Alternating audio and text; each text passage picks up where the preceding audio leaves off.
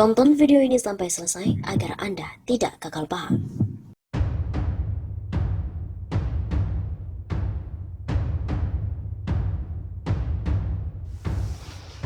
Jangankan 3 periode, 2 saja rakyat udah jenuh. Belum ada alasan logis dan juga ilmiah untuk wacana presiden 3 periode. Jalan periode kedua saja rakyat sudah tidak kuat menanggung tekanan hidup sehari-hari. Beban untuk bisa memenuhi kebutuhan hidup rakyat sehari-hari pun juga sudah semakin memberatkan. Kondisi ini sebagai akibat dari tata kelola negara yang amburadul, suka-suka hati dan tidak paham apa yang dikerjakan. Negara diurus tidak sesuai dengan prinsip-prinsip dan tata kelola yang baik dan benar. Adakah yang bisa menjelaskan keberhasilan rezim selama ini, selama Jokowi menjadi presiden secara ilmiah? Misalnya, ekonomi mengalami lompatan pertumbuhan yang spektakuler dari 5% yang ditinggalkan Susilo Bambang Yudhoyono di Oktober 2014 naik jadi 6% atau jadi 7%. Faktanya, pertumbuhan ekonomi bukannya bertambah baik, namun malah terjun bebas dengan angka pertumbuhan ekonomi minus. Selama tahun 2020 saja Indonesia telah mengalami pertumbuhan minus 2,07%. Demikian yang ditulis oleh bisnisindonesia.com pada 7 Februari 2021. Dengan demikian selama Jokowi menjabat telah mengalami pertumbuhan ekonomi minus 7,07% dari sebelumnya pertumbuhan ekonomi 5,6% ketika ditinggal SBY pada 20 Oktober 2014 yang lalu. Ketergantungan negara terhadap utang luar negeri bukannya semakin berkurang, malah pun semakin ugal-ugalan di eranya Jokowi jadi presiden.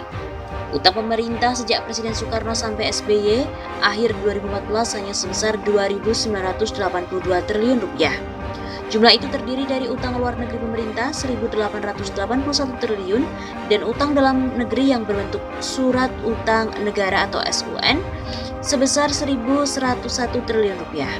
Sekarang, total hutang pemerintah sampai akhir Februari 2021 mencapai 6.390 triliun rupiah. Jumlah tersebut terdiri dari utang luar negeri pemerintah 3.034 triliun rupiah dan utang dalam negeri yang berbentuk SUN 3.356 triliun rupiah. Dengan demikian hanya dalam 6,5 tahun pemerintahan Jokowi, ia telah sukses dan berhasil membuat utang pemerintah 3.408 triliun rupiah. Pemerintah Jokowi ini telah berhasil menyapu bersih prestasi seluruh utang pemerintah yang dibuat sejak Republik Indonesia berdiri 17 Agustus 1945 yang hanya 2.982 triliun rupiah. Hebat sekali Jokowi. Prestasinya ini memang sangat luar biasa dan spektakuler yang merupakan menciptakan utang pemerintah melampaui 6 presiden sebelumnya.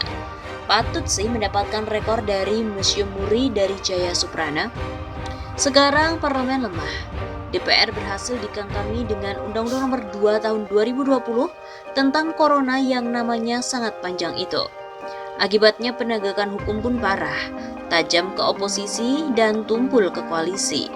Diskriminasi dan kriminalisasi. Habib Rizik Syihab ditangkap, FPI juga dibubarkan. Laskarnya 6 orang dibunuh. Sidang pengadilan dengan online, kenapa takut dengan sidang offline? Kezaliman yang bagaimana lagi yang hendak kalian sembunyikan? Menguatkan asumsi bahwa hukum hanya ditegakkan berdasarkan pesanan cukong dan penista agama. Korupsi juga semakin menggurita. BUMN berguguran dan kolaps, terjerat oleh utang dan core bisnis terancam diambil alih swasta. Sistem ekonomi kapitalistik dan liberalistik pun merajalela.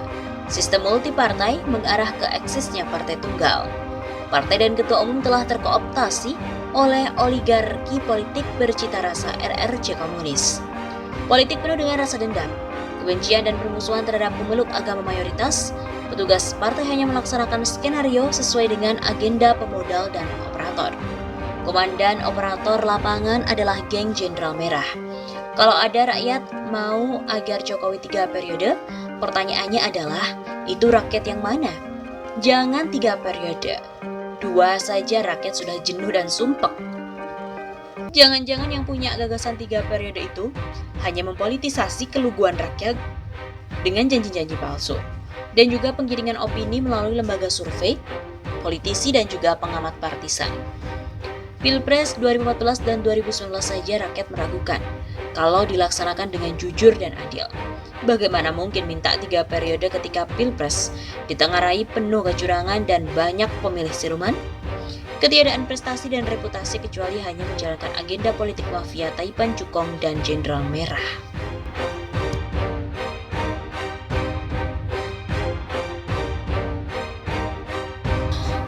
Ngakunya sih nggak ada niatan untuk 3 periode, tapi pengamat memahami bahwa Jokowi dibaca dengan kebalikannya. Pernyataan Presiden Jokowi untuk mengaku tidak ada niatan menjabat selama 3 periode diragukan oleh banyak pihak. Salah satunya diragukan oleh salah satu aktivis Koalisi Aksi Menyelamatkan Indonesia, kami, Andrianto. Menurut Andrianto, pernyataan Jokowi ini harusnya dibaca secara terbalik. Pahami Jokowi yakni baca kebalikannya. Lagi pula kan oligarki yang mau Jokowi 3 periode, mereka nyaman sama Jokowi, ujar Andrianto kepada kantor berita politik RMOL pada hari Selasa 16 Maret.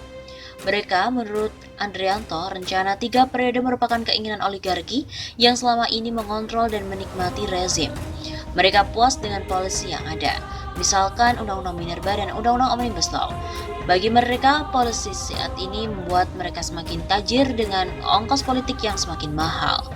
Bahkan, kata Andrianto, oligarki tersebut yang merasa was-was ketika survei masih mengunggulkan Prabowo Subianto. Atas dasar itulah, analisa Andrianto, Prabowo tidak diinginkan selama belum ada figur kuat yang menandingi Prabowo. Keinginan periode ketiga itu nyata, buat mereka hanya Jokowi yang bisa tandingi. Belajar dari kasus Rusia, kaum oligarkinya berkuasa. Presiden yang tadinya cuma bisa 2 periode, namun diamandemen demi Putin terus berkuasa.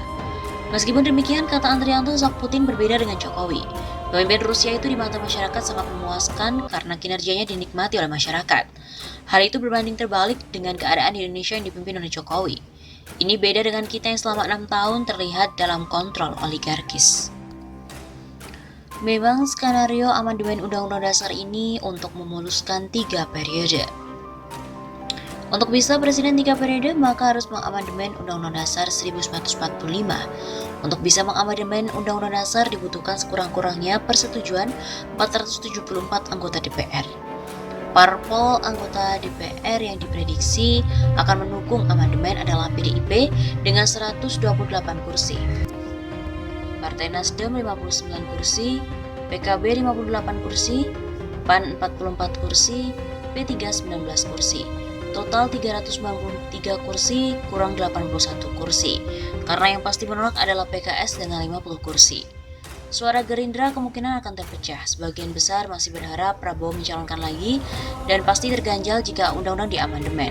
Sebagian lain sudah nyaman di koalisi, tawari jadi wapres beres, masa jadi menteri mau, jadi wakil presiden gak mau. Lalu Partai Demokrat di mana? Partai ini bisa menerima, bisa menolak. Kalau amandemen sukses, mereka bisa calonkan SBY kembali. SBY bisa jadi lawan kuat bagi Pak D. Kalau amandemen gagal, ya cari calon lain. Apapun keputusan Demokrat di bawah kepemimpinan AHY, menyetujui atau menolak amandemen, sama-sama tidak menguntungkan Pak D. Jadi bagaimana caranya supaya Partai Demokrat mendukung amandemen, tapi mereka sekaligus mendukung Pak D? Ya ganti pemimpinnya, kudeta, ganti dengan orang dalam. Tapi karena sepertinya kudeta bakalan gagal, skenario amandemen Undang-Undang Dasar kemungkinan besar dalam waktu dekat tidak terjadi. Karena peluang amandemen sangat kecil dan hampir mustahil, Amangnya saat ini bilang saja tidak berminat untuk 3 periode. Entah besok kalau rakyat yang menghendaki. Masih ada 3,5 tahun buat muter otak dan atur strategi sambil lobby-lobby. Ini cuma perkiraan, masa gini doang gak boleh?